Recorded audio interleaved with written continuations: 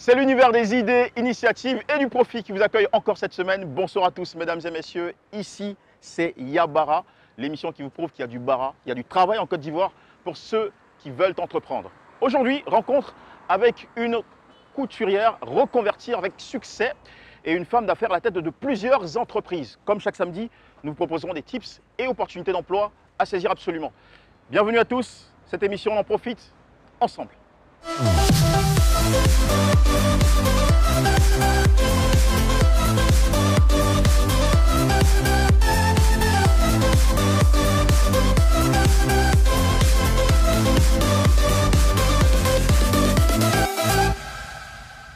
Nous partageons cette émission en compagnie de Madame Akanza Margaret. Bonsoir Madame. Bonsoir Michel. Merci beaucoup de nous ouvrir les portes de votre commerce de chips florissant. Il y a quelques années, vous étiez servante, vous l'avez fait pendant 4 ans et puis un jour vous avez venu l'idée d'entreprendre. Vous avez commencé avec 5 000 francs CFA que vous avez offert un ami pour vous soutenir. Et de 2005 à ce jour, vous avez réussi à vous développer à ce point. Vous êtes devenu un lieu incontournable ici même à Cocody Centre. Pourquoi c'était important pour vous, Madame, d'entreprendre, de vous lancer dans l'activité? Oui, c'est ce qui est bon pour l'être humain, pour tout le monde. Donc, je peux dire que si tu as l'idée de faire la chose, c'est mieux de le faire parce que d'abord même rester comme ça, c'est pas bon pour l'être humain.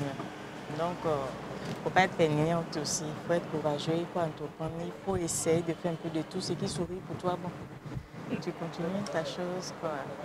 Et comment l'entrepreneuriat a changé votre vie aujourd'hui? Bon, aujourd'hui, c'est fatigant, mais c'est encore mieux.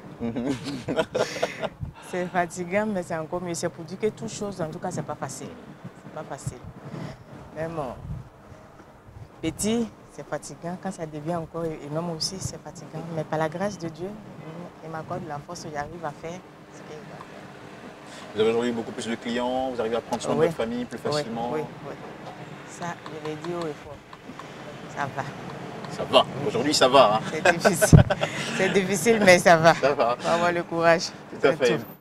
Vous êtes un exemple de bravoure dans l'initiative privée. Merci beaucoup, Madame Akanza. Bonne nouvelle, l'Afrique est aujourd'hui le continent où il y a le plus de femmes entrepreneurs au monde, comme vous d'ailleurs.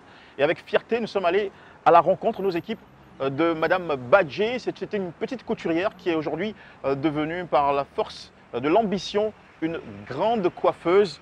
Nous allons la regarder son histoire ensemble, son récit avec vous, Madame Akanza, et vous me direz ce que vous en pensez plus tard. Debout, derrière sa cliente, Béatrice exécute avec habileté des tresses collées au crâne, communément appelées torsadées. La technique, entrelacer 3 paires de cheveux pour former des tresses, un mouvement simple en apparence, mais qui nécessite une attention particulière.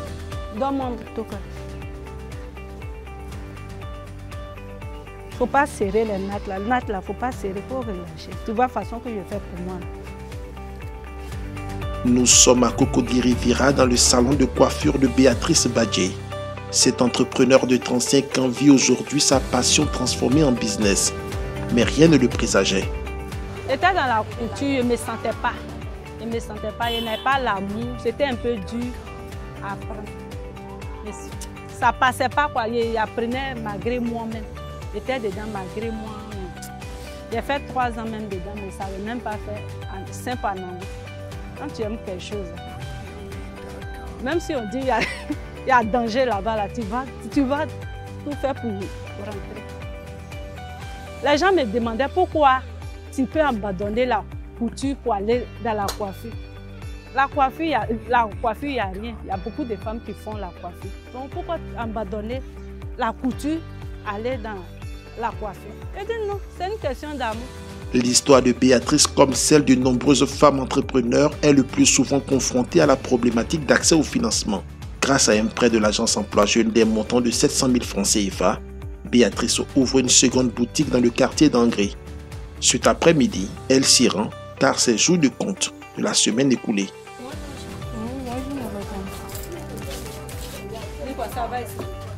Ça va, depuis le matin, j'ai eu une cliente.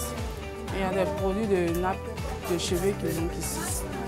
Avec, comment on appelle, produits de lait corporel. Il n'y a pas de problème. Je vais aller gagner tout à l'heure. J'étais en même temps pour acheter tous ces produits. Copec m'a aidé. J'ai employé. Et dans ça, en tout cas, il a reçu un prêt de 700 000 francs. Je ne savais même pas qu'il allait avoir, il a fait ça comme ça. Mais en tout cas, Dieu ne m'a pas oublié. Ça m'a beaucoup aidé.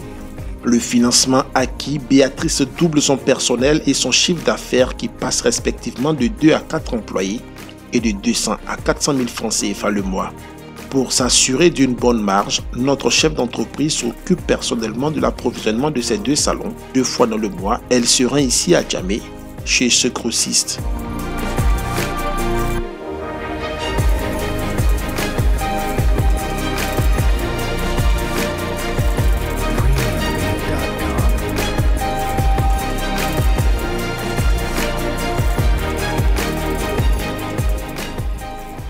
C'est un client fidèle, nous travaillons ensemble, ça va au moins 3 ans comme ça. C'est ici, elle accepte les produits. C'est un bon client. La nuit tombée, Béatrice retrouve sa vie de famille. Son autonomie financière est un atout pour son homme.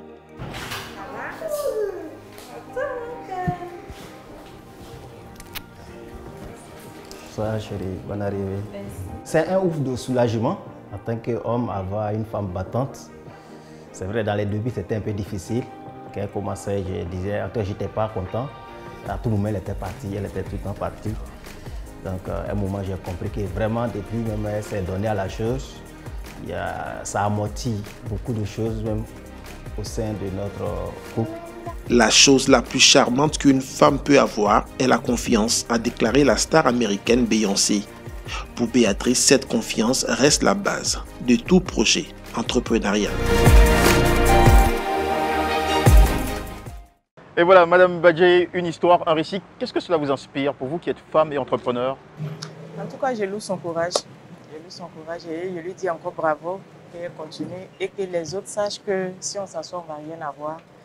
Il faut te lever, il faut être comme les autres, il faut regarder les autres. On n'a pas dit d'envier les gens, mais ce qu'ils font, il faut essayer de faire aussi. Tu vas y arriver, c'est clair. C'est tellement bien dit et tellement inspirant. Et voilà, merci beaucoup. Nous partons du principe à Yabara que apprendre, c'est grandir. Un peu comme Madame Badjé qui a vu son business s'agrandir grâce également notamment au soutien de l'agence Emploi Jeune, mais aussi grâce à une bonne vision. Et voici tout de suite pour vous quelques éléments sur l'impact de l'entrepreneuriat féminin, bien en harmonie avec le thème de cette émission. Internet et la mondialisation ont fait entrer sur le marché un nouveau type de concurrent. Ces derniers ne sont plus au compte de votre rue, mais à l'autre bout de la planète, avec des prix défiant toute concurrence. Être concurrentiel devient nécessaire non seulement pour être viable, mais aussi pour pouvoir se développer, et cela dans tous les secteurs d'activité. Comment donc se démarquer en 5 points? 1. Transmettez un message clair au client, celui d'un service de qualité. 2. Personnalisez votre offre pour mieux vous démarquer de la concurrence. Ensuite, positionnez-vous sur de nouveaux marchés, innovez, mettez l'individu en avant et enfin, misez sur votre authenticité. C'était notre spécial Bon à savoir, entrepreneuriat féminin, l'entrepreneuriat qui continue de faire des succès autour de nous chaque jour. Nous nous honorons aujourd'hui de recevoir l'un d'entre eux, c'est Madame Valérie Kwame qui a travaillé pendant 14 ans dans plusieurs entreprises à des niveaux de responsabilité différents et qui en 2015 a décidé de se lancer à son propre compte. Elle est aujourd'hui à la tête de plusieurs entreprises dans le domaine des assurances, du marketing et du commerce et surtout initiatrice et commissaire en chef du Salon africain des assurances. Et ça tombe bien. Bonsoir Madame Valérie. Bonsoir. Alors, un plaisir de vous avoir dans ce programme.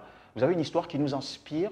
Quand on a servi à ces différents lieux et occasions, qu'est-ce qui nous pousse à un moment donné de se dire « je veux voler de mes propres ailes » ? Après avoir tourné dans plusieurs entités, c'est vrai qu'on a vécu beaucoup de soubresauts. À un moment donné, on a l'impression que c'est pas la peine de travailler pour les autres et qu'on a envie de travailler pour soi-même.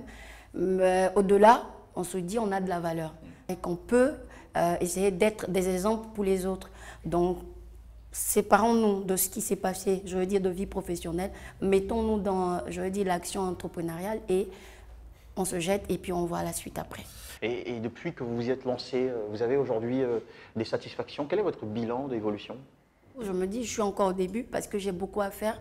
C'est vrai que ça n'a pas été facile d'être là où je suis actuellement, mais mon bilan, le petit bilan que je peux faire, c'est que j'ai vécu des situations difficiles, mais ça m'a encouragée à aller encore plus, à aller de l'avant et à chercher à atteindre le sommet. C'est vrai qu'au départ, quand je commençais, j'étais dans le début de ma volonté de rentrer dans le secteur de l'entrepreneuriat. Donc, vous imaginez, sans rien, on se lève et puis on se dit, je veux faire ça. Et j'y ai cru. Et au départ, ça a été tellement difficile parce que bon, il fallait aller déposer des correspondances, parce que bon, il fallait échanger avec les différents acteurs, déjà pour leur faire comprendre le concept. Donc, il fallait marcher. Marcher dans quel sens? Parce que je n'avais pas de véhicule. Qu'est-ce qui vous donnait le courage de continuer malgré la faim, malgré la transpiration, l'exposition? C'est clair, il y avait quelque chose quand même qui me poussait à aller plus loin. C'est qu'il y avait des personnes qui ont cru en moi. Donc, pour dire que il n'y a rien qui doit nous freiner quand on a une vision, quand on a des objectifs. C'est notre courage, notre honnêteté qui doivent nous envoyer plus loin. Madame Valérie Kwame, l'idée de cette émission, c'est vraiment de donner envie aux téléspectateurs d'entreprendre, de leur présenter toutes les opportunités, tous les intérêts qu'il y a à le faire. Alors pouvez-vous nous donner quelques bonnes raisons d'entreprendre aujourd'hui? Vraiment, c'est une bonne question, merci. Je voudrais vraiment m'adresser aux uns aux autres pour dire que l'entrepreneuriat, ce n'est pas quelque chose de sorcier. C'est la volonté, c'est vouloir faire quelque chose, c'est vouloir être l'exemple pour les autres. Ne pas se mettre dans l'entrepreneuriat parce qu'on recherche des dividendes, si on peut dire ça comme ça viendra. Mais déjà, se mettre en tête qu'on se jette dans quelque chose parce qu'on peut apporter des solutions. On peut apporter aux autres. Voilà. Et après, on devient des exemples aussi pour la nouvelle génération qui vient, parce que rien n'est facile sur cette terre. Et chaque jour, je le dis, même le mendiant, il fait des kilomètres pour avoir peut-être 25 francs. Donc, pour dire que rien n'est facile sur la terre. Ouais. Nous remercions pour votre temps. Merci et beaucoup pour ce sens du partage. Ouais, merci. Et plein de succès encore, davantage de succès, on va dire, à vous, puisque vous y êtes quand même en chemin. Quand même. Merci beaucoup. Merci beaucoup. Allez, parlant de succès, vous en avez besoin. Nous vous donnons tout de suite donc une galerie d'opportunités offerte par l'Agence Emploi Jeune. L'Agence Emploi Jeune recrute pour ses entreprises partenaires les profils suivants. Emploi direct, 101 postes. Commercial CDD, 100 postes. Niveau de formation 3e, âge 20 à 40 ans, sexe femme ou homme. Lieu de travail à Bobo. Date limite de candidature 20 octobre 2020. Infirmier d'entreprise CDD, 1 poste. Niveau de formation Bac plus 3. Âge 20 à 40 ans, sexe femme ou homme. Expérience professionnelle 3 ans. Lieu de travail, base GESCO. Date limite de candidature 19 octobre 2020. Stagiaire agent administratif, 1 poste. Niveau de formation Bac plus 3. Âge 18 à 40 ans, sexe masculin. Lieu de travail 13 villes. Date limite de candidature 18 octobre 2020. Stagiaire aide-soignant, 2 postes. Niveau de formation 5e, âge 18 à 40 ans, sexe féminin. Lieu de travail Guiglo. Date limite de candidature 21 octobre 2020. L'Agence Emploi Jeune ne fait pas que vous offrir des opportunités, elle en crée également à travers Agir, qui est un programme, une plateforme d'accompagnement social pour promouvoir l'entrepreneuriat des jeunes à travers des financements rapides de projets. Voici tout de suite le bilan de ces activités.